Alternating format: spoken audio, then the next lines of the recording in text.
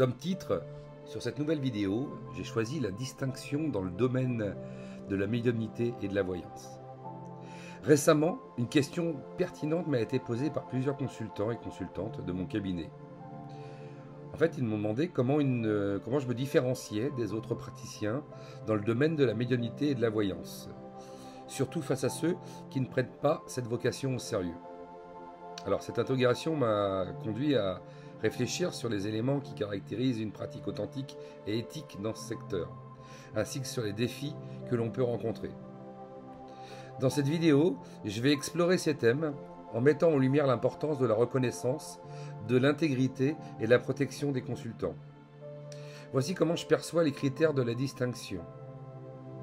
La première manière de se distinguer dans le milieu de la médiumnité et de la voyance est la réputation que l'on construit au fil du temps.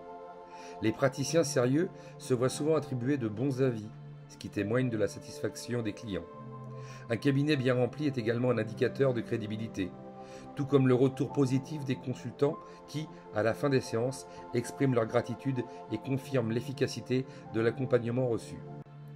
Ces éléments constituent des marques de reconnaissance qui renforcent la légitimité du praticien.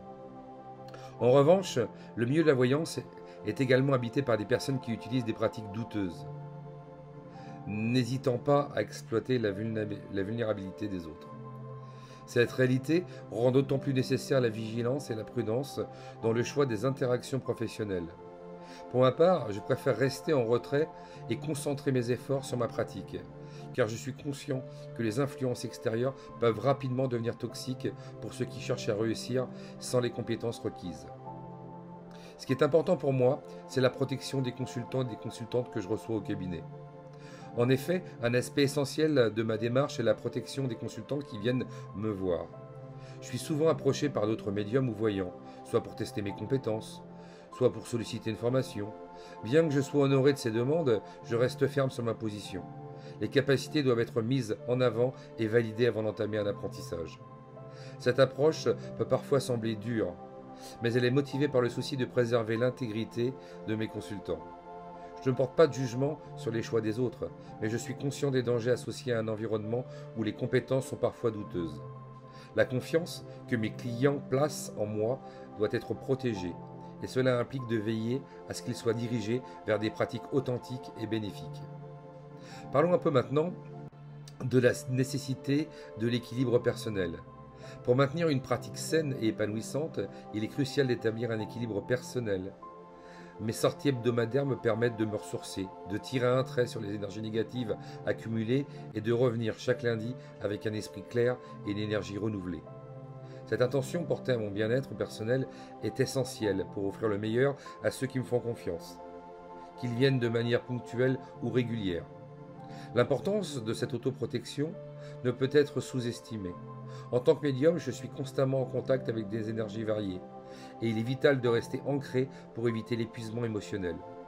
En cultivant une routine de ressourcement, je peux continuer à fournir un soutien authentique et efficace à mes clients. En conclusion, la question de la distinction dans le domaine de la médiumnité et de la voyance est complexe et nuancée. Les praticiens sérieux se différencient par leur réputation, la satisfaction de leurs clients et leur intégrité dans la pratique. Il est également crucial de protéger les consultants des influences néfastes et de maintenir un équilibre personnel pour garantir une pratique épanouissante.